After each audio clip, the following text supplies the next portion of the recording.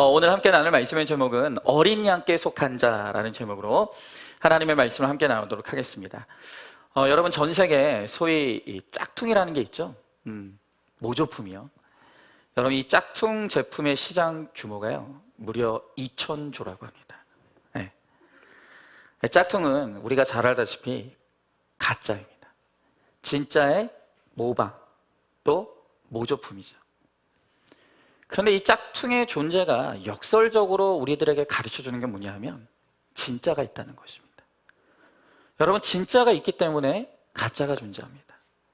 반대로 가짜가 있다는 것은 진짜가 있다는 것을 반증하는 것이죠. 여러분, 우리는 지난 몇 주 동안 교회와 성도들을 핍박하는 용, 즉 사탄과 그 사탄의 큰 권세를 받은 적그리스도와 거짓 선지자의 이 짝퉁 권세에 대해서 우리가 함께 살펴보았습니다. 여러분, 사단과 또 그의 하수인들이 사람을 속이고 미혹하기 위해서 하는 일이 있는데 그게 바로 하나님을 모방하는 것입니다. 광명한 천사의 모습을 하고 또 큰 능력을 행사하면서 도무지 하나님인지 사탄인지를 분간할 수 없는 그 깜쪽 같은 모습으로 사람들을 속여서 오늘도 미혹시키고 멸망과 지옥으로 끌고 가는 거예요. 여러분, 그러나 사단이 아무리 예수님을 모방해도 그들은 결코 예수님이 될 수 없어요. 그들은 그저 666일 뿐이에요. 그리고 하나님은 이 어린 양 예수님께 속한 하나님의 백성들을 끝까지 지키시고 보호하셔서 반드시 구원해 내신다는 것입니다. 여러분, 그래서 우리가 지난 몇 주 동안 가짜가 무엇인지, 이 사단과 사단의 하수인에 속하는 그들의 권세, 이 가짜 권세를 보았다면 오늘은 진짜 어린 양에 속한 자가 누구인가, 진짜 예수님, 그리고 진짜 성도가 누구인지를 오늘 우리가 함께 좀 나눠보도록 하겠습니다. 자, 먼저 첫 번째로 어린 양께 속한 자는 시온산을 바라보는 자입니다. 자, 오늘 1절의 말씀해 보니까요, 또 내가 보니 보라, 어린 양이 시온산에 섰고 그와 함께 14만 4천이 서 있는데 그들의 이마에는 어린 양의 이름과 그 아버지의 이름을 쓴 것이 있더라 그랬어요. 자, 우리가 지난주에 이 13장까지 용이 여자의 남은 자손, 곧 교회와 싸우고자 두 짐승을 대동하여서 이 삼위일체로 덤비는 모습을 보았습니다. 그런데 오늘 이 14장에 넘어오자 어린 양과 그 모든 박해 속에서 승리한 성도들이 시온산에 우뚝 서 있다는 거예요. 근데 오늘 말씀해 보니까 그 어린 양과 함께 서 있는 그 성도들의 수가 14만 4천 명이다 그랬어요. 여러분, 지난 요한계시록 7장에서도 이 14만 4천의 수가 나왔었어요. 여러분, 이 숫자가 무엇을 의미한다고 했습니까? 이 14만 4천은 구약과 신약을 상징하는 구약의 12지파와 신약의 12사도, 그리고 여기에 충만한 수인 10의 세제곱을 곱한 수가 바로 14만 4천이에요. 이 14만 4천이라는 것은 오고 가는 이 땅의 모든 구원받은 성도들, 백성들을 의미하는 거예요. 여러분, 제가 지금 이 요한계시록에 계속해서 상징 언어, 그림 언어, 숫자 언어들이 등장하는 이유가 있다 그랬어요. 왜냐하면 이 당시에는 로마의 핍박 아래에 있었기 때문이에요. 그렇기 때문에 이 로마 사람들이 알아들을 수 없는 그들만의 암호 같은 언어들을 통해서 지금 소통하고 있는 것이라고 말씀드렸어요. 여러분, 7장에서 큰 환란을 앞두고 하나님께 인침받은 14만 4천 명의 무리들이 나왔어요. 그런데 오늘 이 환란을 지나도 그 14만 4천 명 중에 한 명도 낙오되지 아니하고 어린 양이신 예수님과 시온산에 지금 우뚝 그들이 서 있는 모습을 보는 거예요. 여러분, 계시록 시대절 당시에 그리스도인들의 형편이 어떠했다 그랬습니까? 그들은 어마어마한 핍박 가운데 있었어요. 예수를 믿는다는 이유로 밤모섬에 유배되고 지하의 깊숙한 곳에 굴을 파고 숨어 들어가서 거기서 예수 믿는 믿음을 지키며 살아온 거예요. 여러분, 그렇기 때문에 오늘 예수님께서 그런 환난과 핍박 가운데서도 예수 이름 붙잡고 구원을 향해 나가는 그들을 향해 오늘 이렇게 말씀하시는 거예요. 지금은 힘들지만 너희 중에 한 명도 낙오되지 아니하고 반드시 승리하여 이 시온산에 나와 함께 서게 될 것이다. 지금은 너희가 너무너무 힘들지만 인내해라. 내가 반드시 너희들을 구원의 시온산에 서게 할 것이다. 여러분, 지금 14만 4천의 거룩한 주의 백성들이 어린 양 예수님과 함께 서 있어요. 그런데 오늘 다시 말씀해 보니까 그들의 이마에 어린 양의 이름과 그 아버지의 이름이 새겨져 있다 그랬어요. 거룩한 이름이 성도들의 이마에 새겨져 있다는 거예요. 여러분, 지난주에 이 13장 마지막에 보면 땅에 많은 자들이 짐승의 표를 받았다라고 했어요. 그런데 오늘 14장이 시작되자마자 이마에 하나님의 이름이, 성도들의 이마에 하나님의 이름이 새겨져 있다는 거예요. 여러분, 이 말씀이 의미하는 바가 무엇입니까? 그것은 우리 성도들의 가치관이 세상 가치관에서 하나님의 가치관으로 바뀌었다라는 걸 의미하는 거예요. 여러분, 지난주 본문이었던 계시록 13장 16절에 보면 작은 자나 큰 자나 부자나 가난한 자나 자유인이나 종들이나 분별 없이 다 눈이 어두워져서 짐승의 표를 받았다라고 그랬어요. 이 땅에서 잘 되고, 이 땅에서 잘 살고, 이 땅에서 잘 먹고, 모두가 이 땅에서 인류가 되기를 원하기 때문에 다 사단에 속하여서 사단에 굴복되어 사단의 표를 받으면서 살아가는 거예요. 여러분, 지난날 저의 삶을 돌아보면 저도 이 땅에서 잘 되고 싶었어요. 저는 인류 목사가 되고 싶었습니다. 그런데 그렇게 인류를 외치다가 저 정말 지옥 갈 뻔했습니다. 저는요, 육적으로만 인류 되려고 한 게 아니에요. 도덕과 윤리 면에서도 저는 인류가 되고 싶었어요. 그래서 많은 목사들 중에서 저는 1등 목사가 되고 싶었어요. 여러분, 그러나 하나님께서 제 인생에 여러 사건과 고난을 통과하게 하시면서 저의 밑바닥을 보게 하셨어요. 그리고 저의 밑바닥을 보면서 내가 착한 사람이 될 수 없다는 것, 내가 어쩔 수 없는 죄인이라는 것을 절실하게 깨닫게 하셨어요.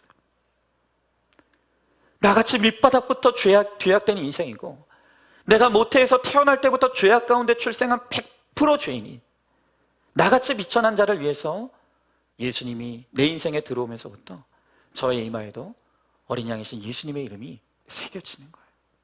여러분, 그러니 제가 아무리 목회를 열심히 한다고 해도 훌륭하다, 착하다, 이런 평가를 제가 받을 수가 있겠습니까?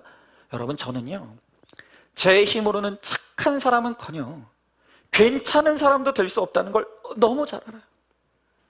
저의 주된 것은, 제가 오늘 이렇게 목회를 할 수 있는 것은 오직 예수님의 은혜이기 때문에 예수님의 이름만 높일 뿐인 것이죠. 여러분, 저야 아무리 이 세상의 사탄의 권세에 속한 자들이 아무리 대단하다 하더라도 여러분, 다 지나가요. 부와 권세, 명예, 인기, 여러분, 세상에 속한 것들은요 다 사라지는 거예요. 그러나 하나님은 스스로 계신 분이시기 때문에 그분께 속한 모든 것은 영원합니다. 오늘 아버지의 이름과 예수 그리스도의 이름이 새겨진 성도의 삶은 영원토록 계속된다라고 오늘 말씀해 주시는 거예요. 여러분, 우리들 교회 한 집사님이 어느 날 꿈에 김양자 목사님이 나왔대요. 근데 꿈에 목사님이 나와서는 걱정하지 마라, 마치 산신령처럼 그렇게 이야기했다는 거예요. 그러고 꿈을 딱 깼는데 여러분, 그 꿈이 너무 생생한 거예요. 자기가 생각할 때는 이 꿈이 길몽 같은 거예요. 그래서 이분이 꿈에서 딱 깨자마자 어딜 갔냐?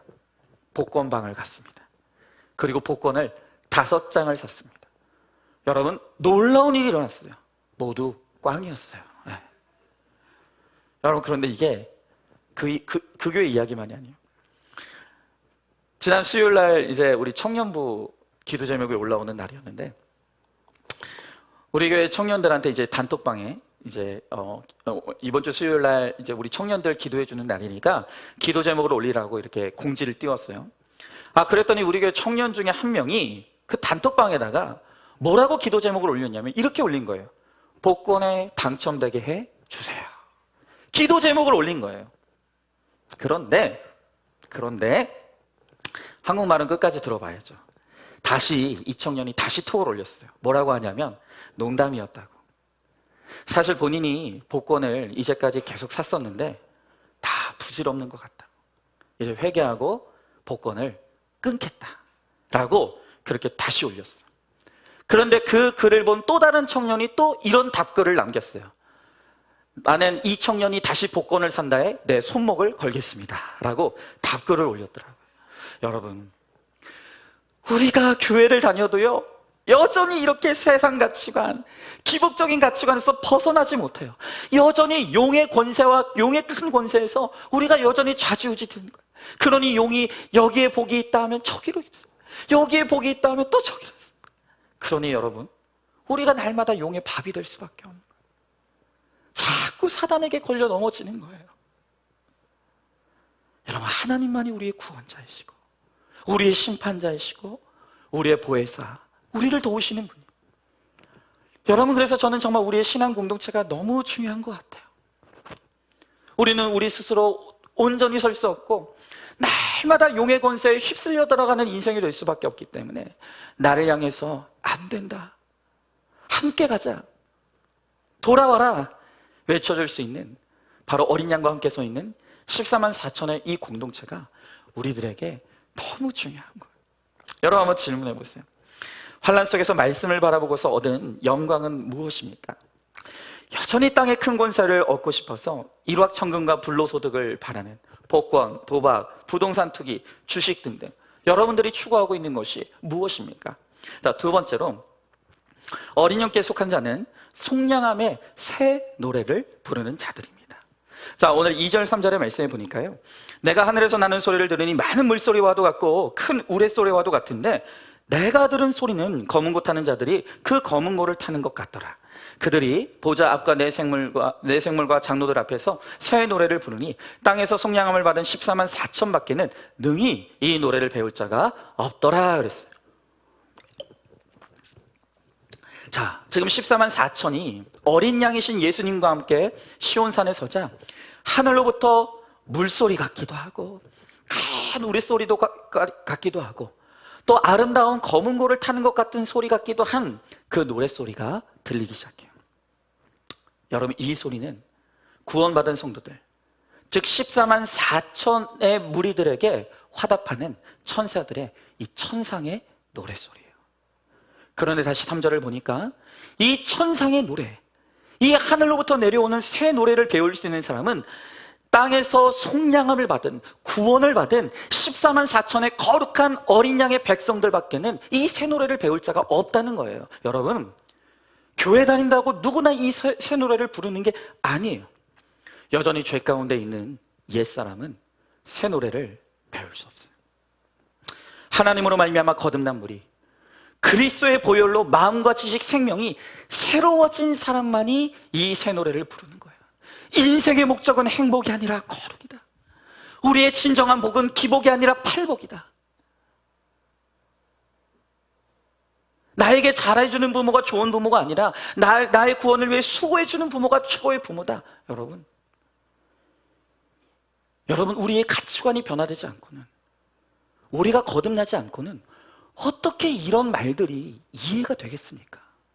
이게 이해도 안 되고 고백할 수도 없는 거예요. 그런데 참 흥미로운 것은 뭐냐? 다시 2절을 보면 이 새 노래가 마치 많은 물소리와 같고 큰 우레소리와도 같은데, 어떻게 들어보면 너무너무 무서운 소리 같은데, 그런데 이 소리를 듣는 사도 요한에게는 마치 그 소리가 아름다운 검은고 악기를 타는 소리처럼 들렸다는 거예요.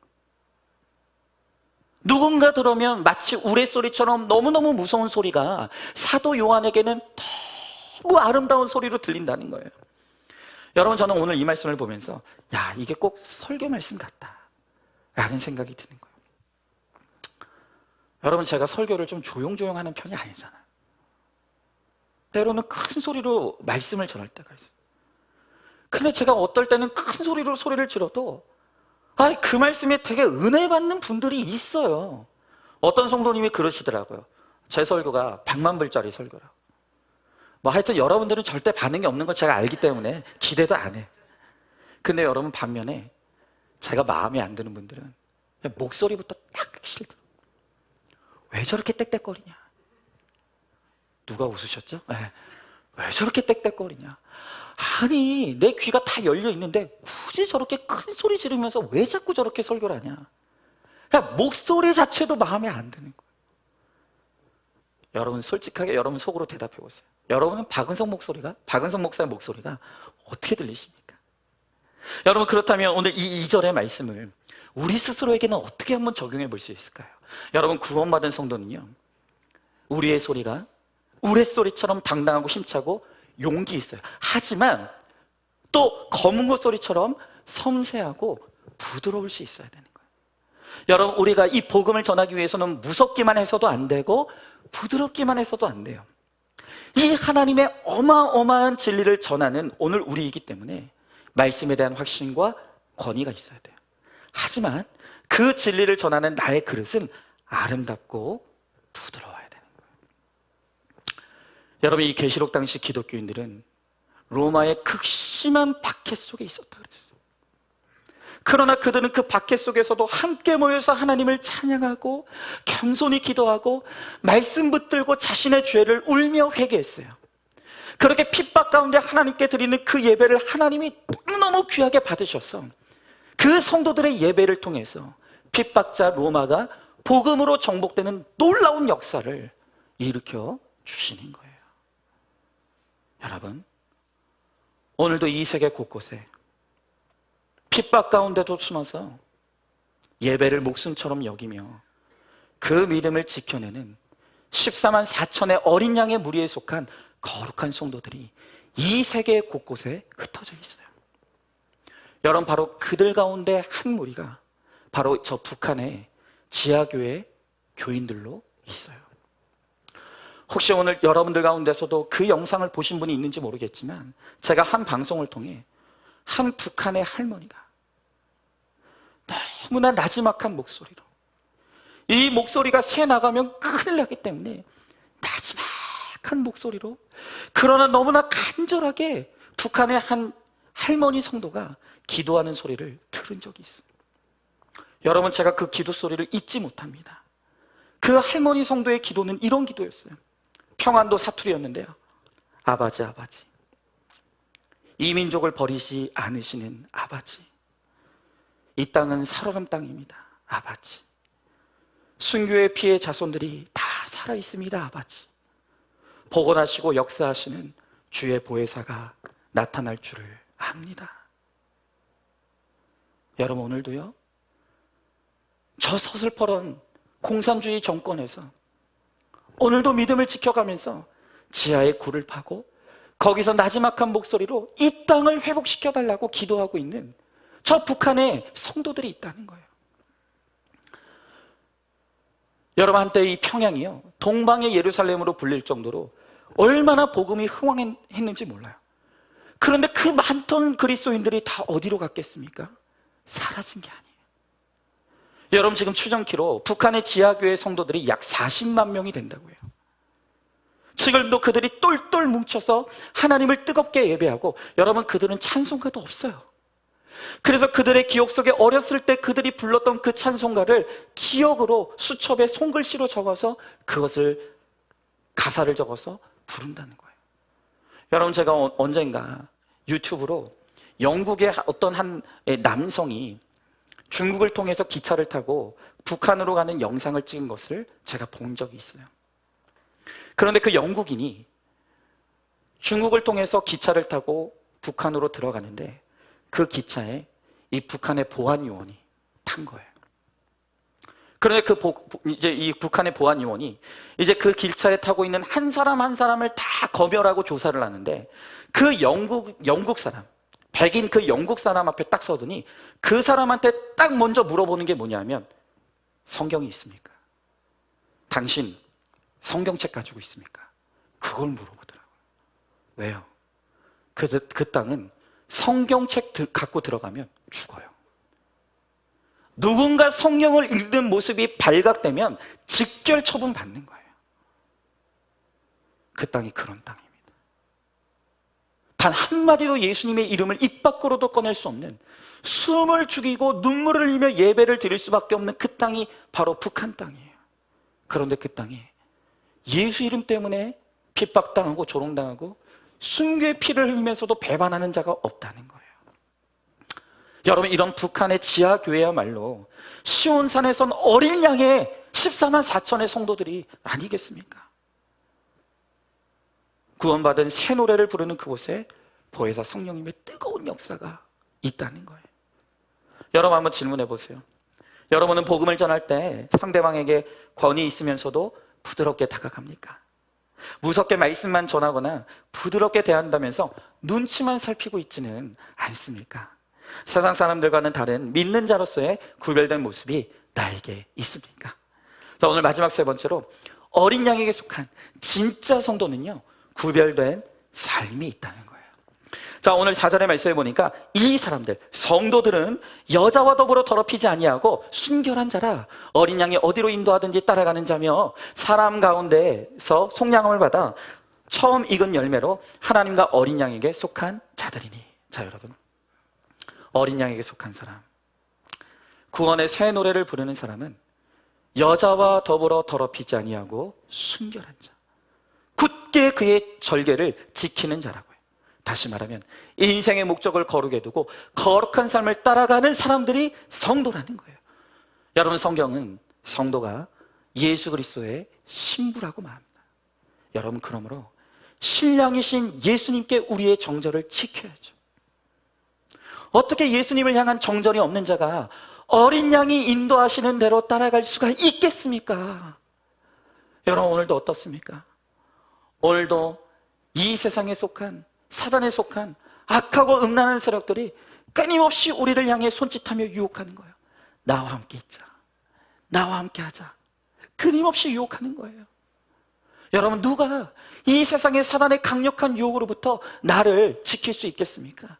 그것은 신랑 대신 예수 그리스도에 대한 이 정절을 지키는 자, 나는 오직 예수님과만 나는 사랑을 나눈다라고 고백하는 자만이 예수님을 따라갈 수가 있다는 거예요. 여러분, 이렇게 구별된 백성, 곧 믿음의 정절을 지키고 거룩을 쫓는 백성에게 하나님이 주시는 축복이 있대요. 그것은 너희가, 우리 성도들이 온 세상의 제사장 나라가 되리라. 나에게 이 세상을 맡겨주신다고 약속하시는 거예요. 여러분, 출애굽기 19장 5절 6절의 말씀에 보니까 이런 말씀이 있습니다. 세계가 다 내게 속하였노니 너희가 내 말을 잘 듣고 내 언약을 지키면 너희는 모든 민족 중에서 내 소유가 되겠고 너희가 내게 대하여 제사장 나라가 되며 거룩한 백성이 되리라. 너는 이 말을 이스라엘 자손에게 전할지니라. 여러분, 예수 이름만 붙들며 예수님만 잘 따라가면 오늘 하나님께서 우리들에게 리더십을 주신다. 여러분, 그러니 구별된 삶을 사는 게 손해가 절대로 아닙니다. 하나님이 구별된 삶을 살아가는 우리에게 오늘 이 세계를 맡겨주시고 나를 통해 구원의 역사를 이루어 주시겠다는 거예요. 그런데 오늘 우리에게 문제가 있어요. 그게 뭐냐? 오늘 마지막 5절의 말씀에 보니까 이렇게 나와 있어요. 그 입에 거짓말이 없고 흠이 없는 자들이더라. 여러분, 오늘 14만 4천의 거룩한 주의 백성의 무리에 속한 오늘 시온산에 서 있는 이 성도들의 입에는 거짓말이 없대요. 흠이 없대요. 여러분, 그런데 오늘 이 5절의 말씀을 우리가 보면 우리 마음이 어떻죠? 아마 이 말씀을 보는 오늘 우리의 마음이 매우 무거울 거예요. 왜요? 우리는 하나님 믿는데 거짓말 너무 잘하거든요. 우리는 흠이 너무 많아요. 내가 이렇게 하고도 구원받을 수 있을까? 라고 하는, 때로는 우리 자신을 바라보는 오늘 우리의 절망감이 있어요. 여러분, 세상 사람이나 우리나 이 땅에서 거짓말 잘하기는 매한가지예요. 그럼 도대체 차이가 뭡니까? 여러분, 다만 이 세상 사람들과 우리의 다른 것은 무엇이냐면 우리는 나의 거짓말과 흠을 보면서 아파할 줄 안다는 거예요. 아파할 줄 안다. 여러분, 그러므로 여기서 거짓말이 없고 흠이 없는 자라는 것은 무엇이냐면 죄가 하나도 없는 사람을 말하는 것이 아니라 날마다 말씀 앞에서 거짓말할 수밖에 없는 나의 악함, 늘 흠과 티가 있을 수밖에 없는 나의 더러움을 씻고 회개하며 통곡하는 사람, 바로 그들이 거룩한 주의 백성인 거예요. 여러분, 그렇잖아요. 꼬질꼬질하고 더러운 옷을 입은 사람은요, 또 다른 더러운 것이 묻어도 신경 쓰이지 않아요. 어차피 더러운데 뭐 더러운 거 또 묻는다고 그게 무슨 상관이 되겠어요. 여러분, 그러나 예전에 여러분 앙드레 김 선생님 기억하시죠? 그분은요, 머리끝부터 발끝까지 아주 강박처럼 흰 옷을 입어요. 제가 언젠가 그분이 살아있을 때 방송을 보니까 그분의 옷장을 열었더니 똑같은 옷이 수십 벌이 있더라고요. 왜 그런 줄 아십니까? 그분은 흰 옷만 고집하는데 그 옷에 점 하나 같은 뭔가 티끌 하나만 묻어도 견디질 못한다. 그래서 그 옷을 벗어버리고 또다시 새하얀 깨끗한 옷을 다시 입는다는 거예요. 여러분, 우리가 그래요. 오늘 우리 하나님의 성도들은요, 거룩한 주의 백성이 됐기 때문에 작은 티끌 같은 죄에도 슬퍼할 줄 알고 괴로워할 줄 알고 또한 하나님 앞에 회개할 줄 아는 자가 바로 그 사람이 성도인 거예요. 여러분, 이게 바로 구별된 백성과 세상 사람들의 차이입니다. 여러분, 구별된 하나님의 백성들은요, 죄를 안 짓는 사람이 아니에요. 여러분, 우리가 그렇게 괜찮은 사람들이 아니에요. 우리도 이 세상을 살아가는 동안 말할 수 없이 많은 거짓말을 하고 때로는 우리가 원하든 원하지 않든 죄 가운데 있을 수 있어요. 그런데 그걸 너무 아파해요. 너무 괴로워하는 거예요. 여러분, 이 요한계시록이 쓰여지던 이 당시에 소아시아 사람들의 모든 삶에는 우상이 연결되어 있었어요. 우상은 이 백성들의 삶의 토대이고 정치, 경제, 문화와 다 연결되어 있어요. 그래서 이 우상을 따르지 아니하고 황제 앞에 절하지 않으면 먹고 살 수가 없는 거예요. 여러분, 바로 이런 환경에서 우리 그리스도인들은, 그 당시의 그리스도인들은 살기 위해 때로는 거짓말해야 되는 거예요. 눈만 뜨면 죄를 지어야 하는 일들이 수없이 몰려들어요. 근데 여러분, 우리도 마찬가지잖아요. 우리도 이 땅을 살아갈 때 보면 거짓말해야 될 때가 너무 많은 거예요. 먹고 살기 위해서 세상과 타협할 때가 있는 거예요. 근데 여러분, 우리의 괴로움이 뭡니까? 우리는 이제 하나님이 그것을 기뻐하지 않는다는 걸 알아요. 비록 어쩔 수 없는 상황이라고 해도 결국 나의 유익을 위해서 하는 일은 다 거짓말이에요. 그러니 이 땅을 살아가는 우리의 성도의 삶에 갈등 충만이 있는 게 당연해요. 우리가 어떻게 해결할 수 없는 괴로움이 이 땅을 살아가는 동안 있어요. 여러분, 믿음의 사람들은요, 특별한 사람들이 아니에요. 영웅이 아니에요.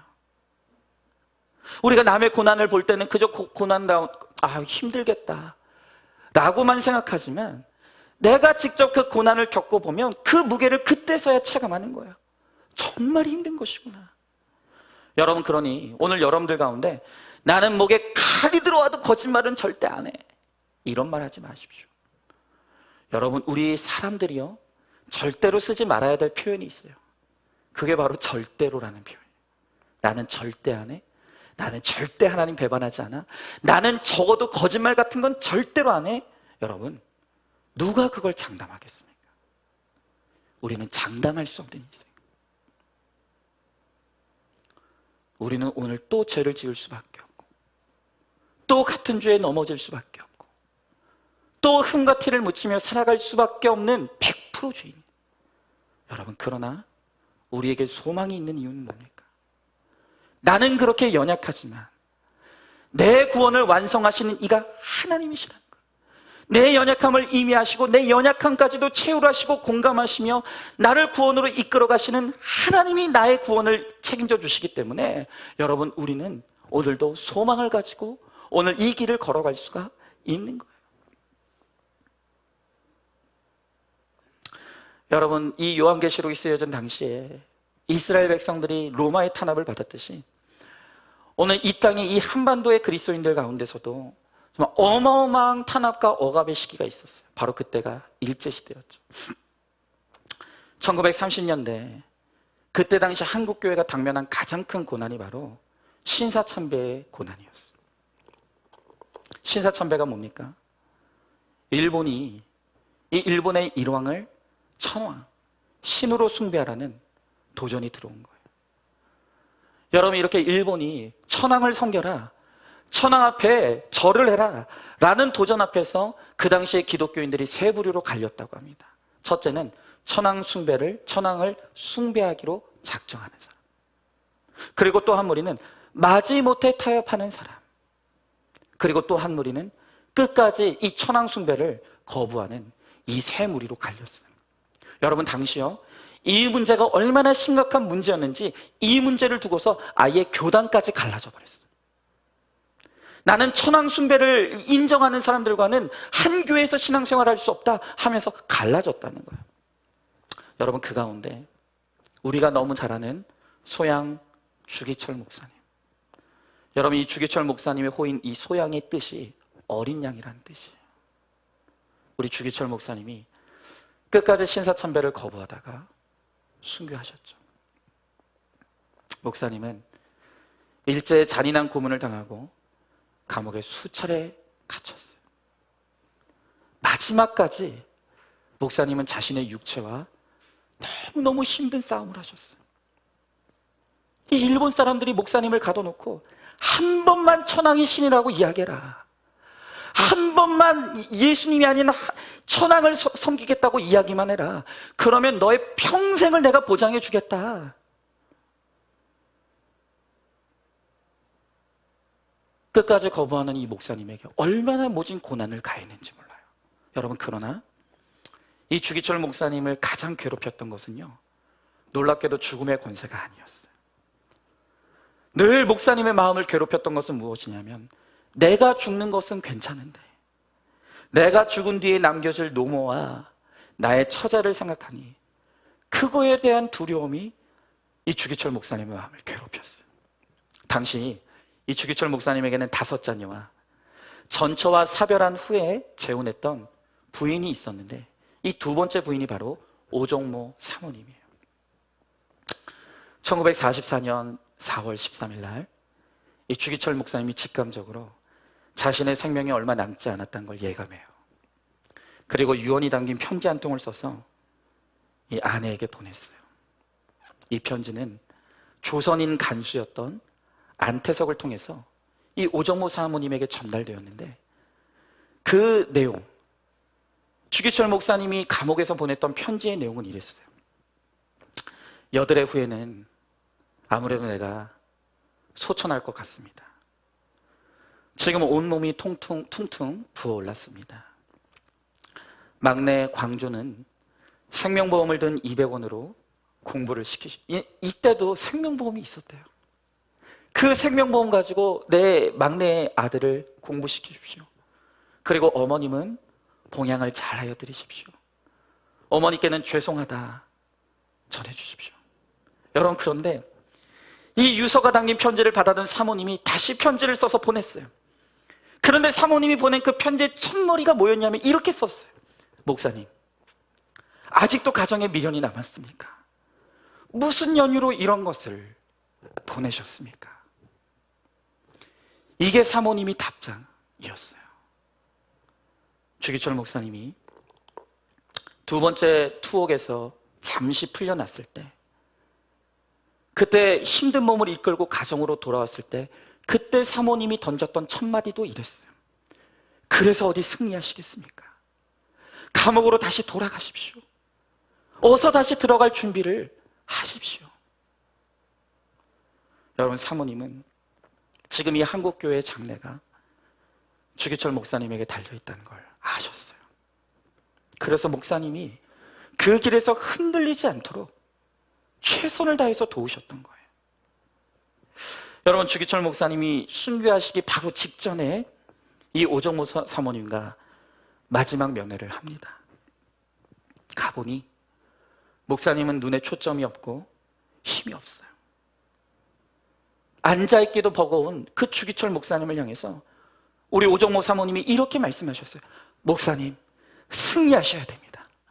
이제 다 오셨습니다. 끝까지 승리해야 됩니다.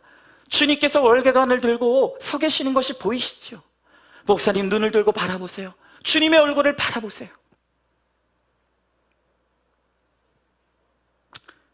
그 말을 가만히 듣고 있던 목사님이 시간이 되어 간수에게 들려 나가셨어요. 그런데 간수에게 끌려 감방으로 돌아가시던 중에 갑자기 고개를 돌리고 사모님을 바라보면서 이런 말씀을 남기셨어요. 여보, 따뜻한 숭늉 한 그릇 마시고 싶소. 여보, 따뜻한 숭늉 한 그릇 마시고 싶소. 이게 오정호 사모님이 목사님에게 들었던 마지막 말이에요. 목사님의 마지막 한마디는 순교의 각오가 아니었어요. 그냥 따뜻한 숭늉 한 그릇 먹고 싶다는 그 말이 목사님이 남긴 마지막 말이었어요. 여러분, 또한 신사참배를 거부하다가 함께 목사님과 투옥되었던 안희숙 사모님이란 분이 있어요. 그런데 그분이 감옥에서 주기철 목사님과 많은 말들을 나눴었는데, 그런데 그 안희숙 사모님도 목사님에게 들었던 마지막 말이 뭐였냐면, 동지여, 믿음의 동지여, 천국에서 만납시다가 아니었어요. 주기철 목사님이 이 안희숙, 같은 감방의 동기였던 안희숙 사모님에게 남겼던 말이 이거였대요. 나는 우물에 담가두었던 시원한 오이를 썰어서 참기름 넣고 쑥갓 넣고 무친 것을 먹고 싶어요. 오이 무침이 먹고 싶어요. 이게 마지막에 남긴 말이었다는 거예요. 여러분, 당시 그 일제의 고문이 얼마나 잔인했는지 생생하게 기록이 되어 있어요. 하루는 일본 형사들이 전기 고문을 했는데 마치 장난감 다루듯이, 자, 이제 전기찜질을 다 했으니까 이제는 손톱 손질을 해드리지 하면서 손발톱에다가 대나무 바늘로 쑤셔대는 너무나 잔혹한 고문을 가했어요. 그때 너무너무 괴로운 중에 이 목사님이 위해서 찬송이 터져 나왔다는 거. 이 세상 험하고 나 비록 약하나 늘 기도 힘쓰면 큰 권능 얻겠네. 주의 은혜로 대속하여서 피와 같이 붉은 자 눈같이 희겠네. 내 마음 약하여 늘 넘어지오니 주 예수 힘주사 굳세게 하소서. 주의 은혜로 대속하여서 피와 같이 붉은 자 눈같이 희겠네. 여러분, 고문 중에 갑자기 찬송을 부르기 시작하니까 이 일본 형상들이 이해하겠습니까? 흉측하게 얼굴을 찌푸리면서 이놈이 예수한테 힘달라고 노래한다고, 어디 한번 더 노래 불러보려고 이번에는 거꾸로 목사님을 매달아 놓고 입과 코에 고추물을 들이붓기 시작하는 거예요. 그럴수록 목사님은 더 찬송하는 거예요. 주여, 나를 주님 곁으로 부르소서. 나의 육체가 슬프오니 내 슬픔을 거두어 주소서.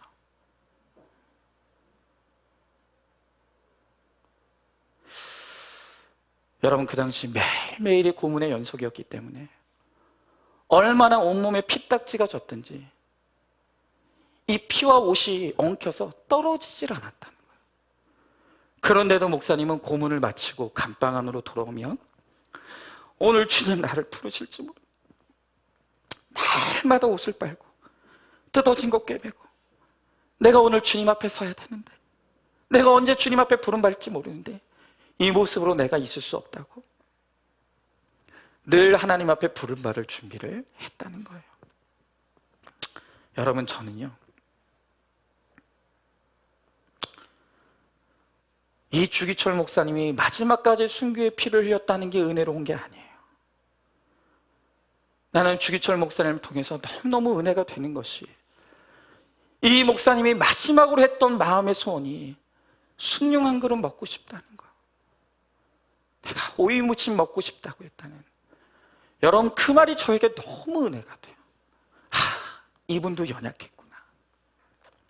이분도 이렇게 연약한 한 사람이었구나. 그런데 이 연약한 한 사람을 끝까지 순교의 피의 자리로 가게 했던 것은 이 목사님의 대단한 믿음이 아니라 어린 양이신 예수 그리스도의 보혈의 능력, 끝까지 우리 하나님이신 예수님께서 이 너무나 연약한 한 영혼을 붙잡고 끝까지 함께 가셨기에 이 주기철 목사님이 순교의 피를 흘릴 수가 있었구나. 저는 그게 너무 은혜가 돼요. 여러분, 우리가 할 수 있는 게 뭐가 있습니까? 오늘도 우리는 또 넘어져요. 우리는 오늘도 또 쓰러져요. 또 똑같은 죄의 자리에 넘어져요. 우리는 정말 할 말이 없는 인생이고 답이 없는 인생이에요. 그러나 그런 연약한 우리가 소망을 품을 수 있는 것은 나를 이끌고 가시는 분이 바로 하나님, 어린 양이신 예수님이기 때문에 오늘도 우리에게 구원의 소망이 있는 거예요. 여러분, 우리들 교회 한 목자님이 이런 나눔을 하셨어요.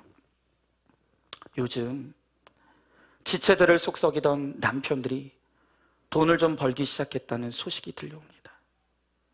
이 소식이 반가우면서도 한편으로는 두렵습니다. 돈과 주의가 생겨서 행여 영적으로 둔해지지 않을까 하는 염려 때문입니다. 반은 농담이겠지만 이제 사람굿이라는 한 남편은 벌써 부인에게 자신을 어떻게 섬길지 계획을 써내라고 했다는 이야기를 들었습니다. 그동안 이 남편이 한 짓을 생각하면 머리털을 다 뽑아도 시원치 않은데 말입니다. 지체들이 돈이 없어서 월세가 밀리고 가스가 끊겼다고 하면 안타까워서 걱정이 되고, 돈을 벌게 되었다고 해도 행여 교만해서 하나님을 떠날까 봐 걱정이 됩니다. 이래저래 걱정할 수밖에 없는 것이 우리의 마음입니다. 여러분, 저는 이 목자님의 나눔을 보면서 나만 그런 줄 알았는데 이 목자님도 그렇구나. 여러분, 저는 여러분들을 위해서 도대체 어떻게 기도해야 될지 모르겠어요. 여러분들이 고난 가운데 있으면 그 고난 가운데 하나님을 원망하고 떠날까 봐 크게 염려가 되고, 그렇다고 여러분들에게 복 주고 돈 달라고 하면, 여러분 그렇게 건강 생기고 돈 생기고 물질 생기면 그것 때문에 또 교만해져서 나는 하나님 필요 없다고 또 하나님 떠날까 봐 그게 걱정이 되고,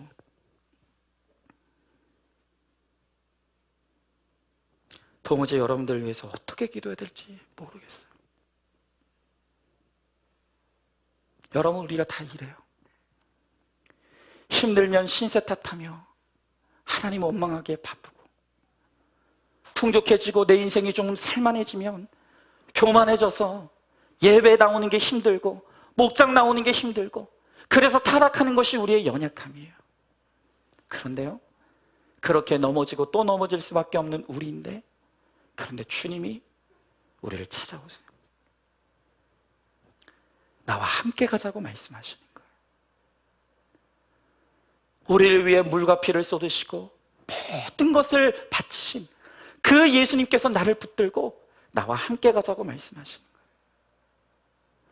여러분, 그 예수님 때문에 우리들에게 소망이 있어요.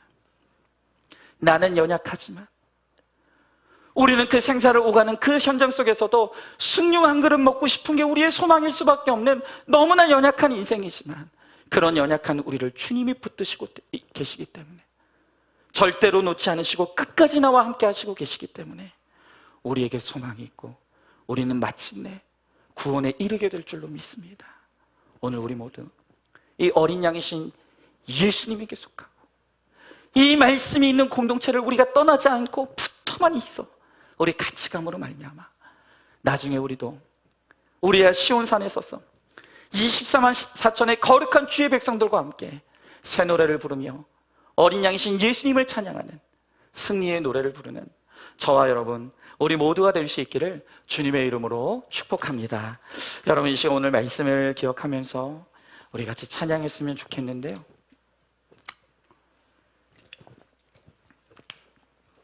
우리 주기철 목사님이 감옥에서 모진 고문을 당할 때, 하나님,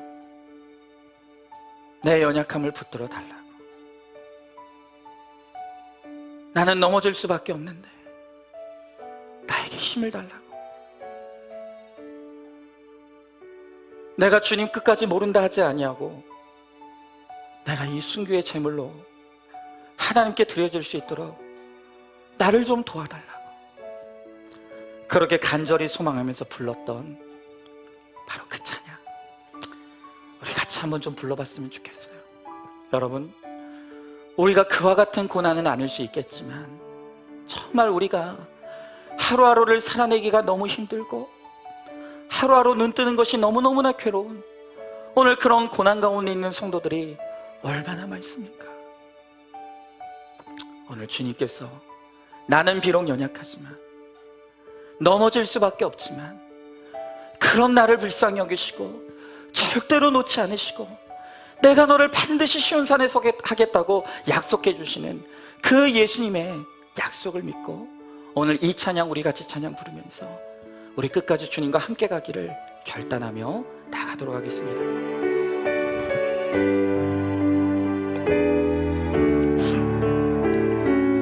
우리 같이 찬양합니다.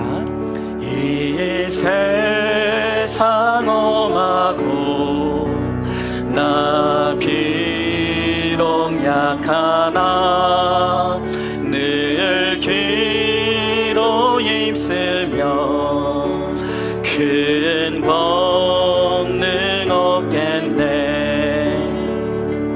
주의 은혜로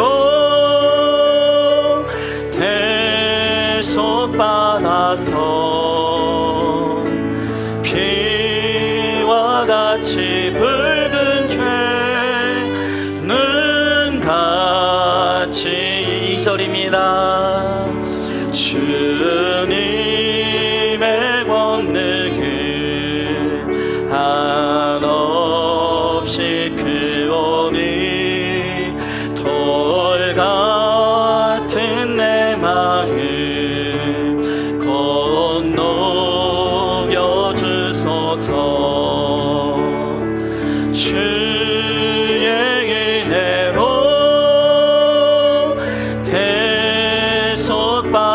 대속받아서 피와 같이 붉은 죄는 같이 3절입니다. 내 마음이 약하여 늘 넘어지오니 주의 주임 주사 굳세게 하소서. 아멘. 주의 은혜로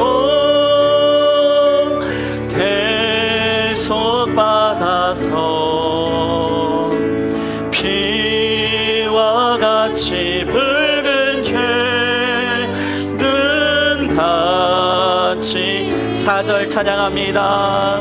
죄의 사함 받은 후 새 사람 되어서 주와 앞에 서는 날 늘 찬송하겠네. 아멘. 주의 은혜로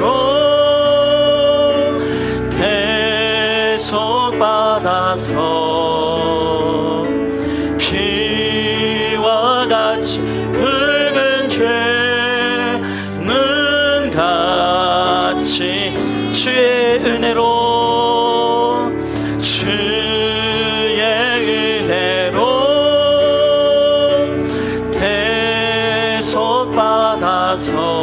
대속받아서 피와 같이 붉은 죄는 같이 우리 마지막 한 번 더 찬양합니다. 주의 은혜로 주의 은혜로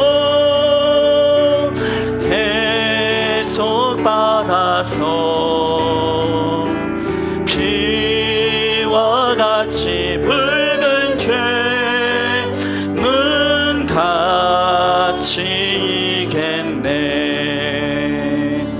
여러분, 오늘 이 시간 우리 함께 기도하기 원합니다. 우리는 연약합니다. 또 넘어질 수밖에 없고 또 쓰러질 수밖에 없고 같은 죄의 자리에 또다시 빠질 수밖에 없는 너무나 연약한 죄인입니다. 그렇게 고난 중에 하나님의 이름을 부르며 주님 살려달라고 기도했던 때가 있었는데 조금 내 인생이 평안해지고 조금 내 인생이 먹고 살만하니 이제는 예배가 귀찮아지고 모이는 것이 힘들어지고 끊임없이 세상을 향해 기웃거리는, 오늘 세상에서 돈을 벌며 쾌락을 지를 때는 하나도 피곤한 것을 모르겠는데 이 예배의 자리에 나오는 것은 너무너무나 힘들게만 느껴지는 너무나 악한 죄인입니다. 주님, 우리가 이렇습니다.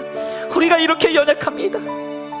하나님, 그러나 이런 우리라도 주님 불쌍히 여겨주시고 우리를 사랑한다고 말씀해 주시고 나와 함께 가자고 말씀해 주시는 그 주님의 은혜와 사랑이 있기에 오늘도 내가 구원을 바라보며 갑니다. 주님, 우리를 불쌍히 여겨주시고 주의 은혜로 주님 우리를 붙들어 주셔서 마지막 날까지 주와 함께 갈 수 있게 하시고, 그래서 정말로 우리도 마지막 날 14만 4천의 무리에 속하여 하나님 정말 시온산에 서서 새 노래를 부르며 주님을 찬양할 수 있도록 하나님 우리와 함께 달라고, 우리를 불쌍히 여겨달라고, 우리를 살려달라고 오늘 이 시간 말씀을 기억하며 함께 기도하며 나가도록 하겠습니다. 기도하겠습니다. 사랑과 은혜가 충만하신 하나님 아버지, 주님의 귀한 사랑과 은혜를 감사드립니다. 주여, 나의 하나님 아버지, 우리는 한없이 연약합니다.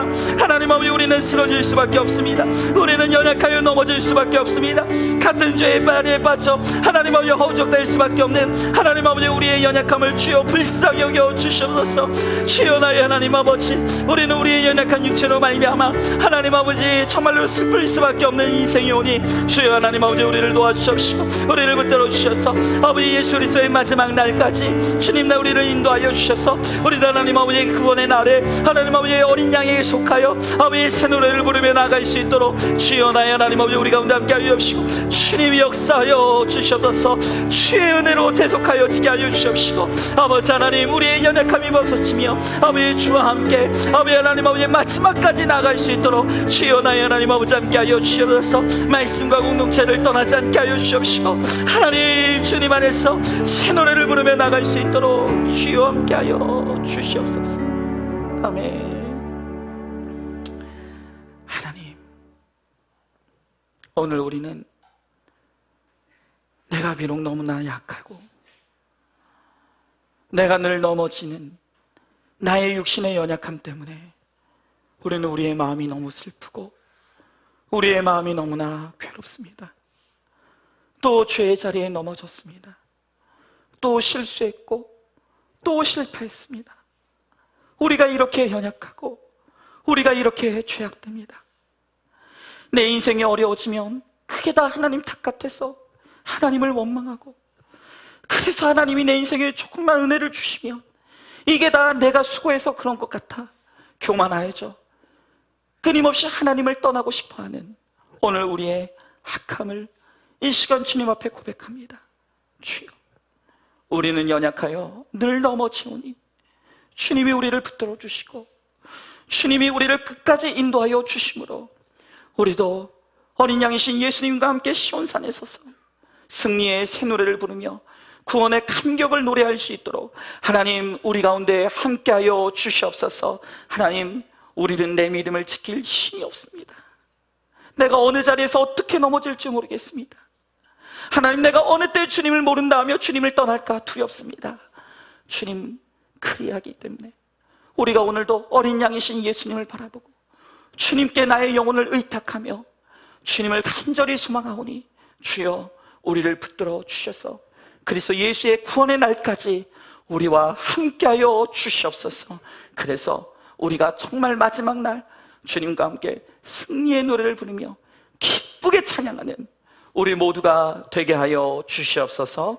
믿사오며 사랑이 많으신 우리 예수님 이름 받들어 기도 드리옵나이다. 아멘. 이제는 우리 주 예수 그리스도의 은혜와 하나님의 사랑과 성령의 교통하심이,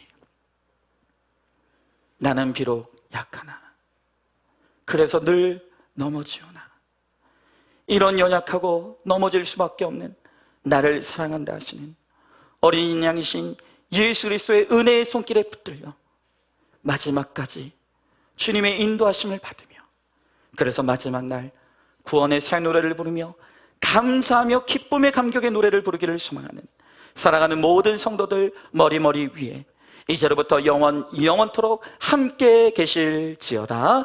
아멘.